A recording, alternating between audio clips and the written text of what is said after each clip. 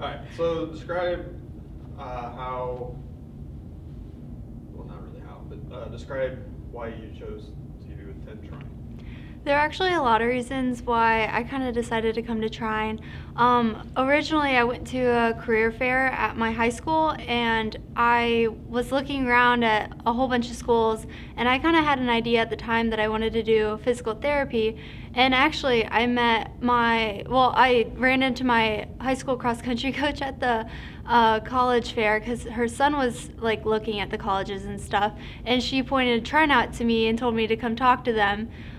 So kind of like went and talked to the person who was there at the career fair or the college fair and talked to them, and then I went to a meet and Coach Raber actually came and talked to me at a meet, so that was kind of a big deal because like I hadn't had that happen before, and like that kind of got the wheels spinning a little bit more, so I came for a visit, got to talk to him more, and just like started diving in more into like what could be offered both academically and athletically, and it worked out like really well that I wanted to run and do cross country and track, and I was able to get into the 3+3 GPT program.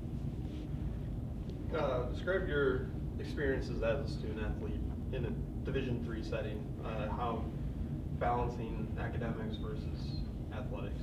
Yeah, it's honestly pretty challenging because you're doing all the academic stuff and you're expected to do all the academic stuff that everyone in your class is expected to do, but it's a little extra step more to balance like another extracurricular activity and do like well in that too.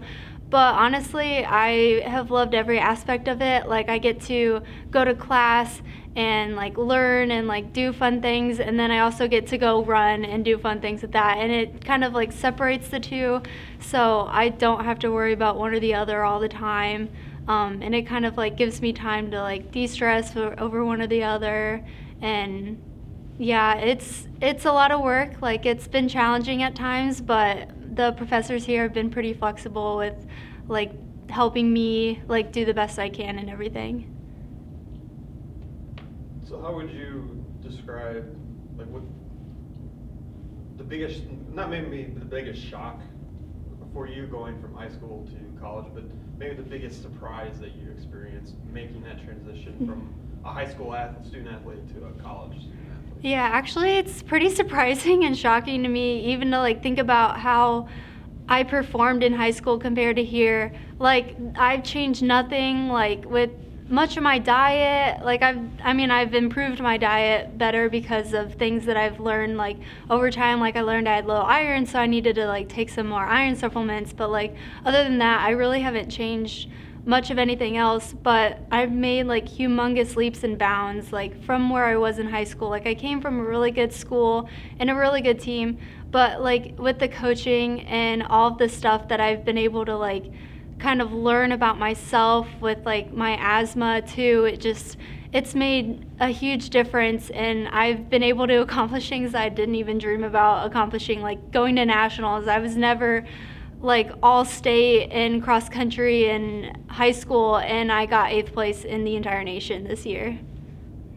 You're kind of in a unique position as a student athlete in that you compete in cross country and track, so you're competing all year round, whereas other student athletes may only have a specific season, and then the rest of the year they may have a chance to focus more on academics to go along with off-season workouts and all that kind of stuff. But how would you, or what would be your advice to maybe somebody who it might be in the same position you're in now, as somebody who may be a year-long athlete in balancing that athletics and academics? Like for somebody that is dealing with all year stuff? Yeah. Definitely prioritize your work and stuff. Like athletics kind of, it just like it's an everyday thing, but you've really got to prioritize like what homework you need to do, like what's going to take longer and what things are coming up sooner than others. That has been a huge deal for me to figure out. And then like with athletics, like the coaches know, like we aren't here with an athletic scholarship. So it's not like we are required to be there. They really want us to because it'll help us improve, obviously. But they understand that if there's something that is really stressing us out, especially with running and stuff, they're really flexible with like letting us do stuff on our own time, or like giving us a day off to just focus completely on our academics. You've had a lot of success athletically and academically. How would you, or what would you be, actually you can say advice, or how would you describe the D3 experience as a whole to somebody who's either coming out of high school or maybe wants to get back into college versus somebody who might be at a D1 school or D2 maybe? Yeah, the scaling of like how challenging it is with all the different divisions.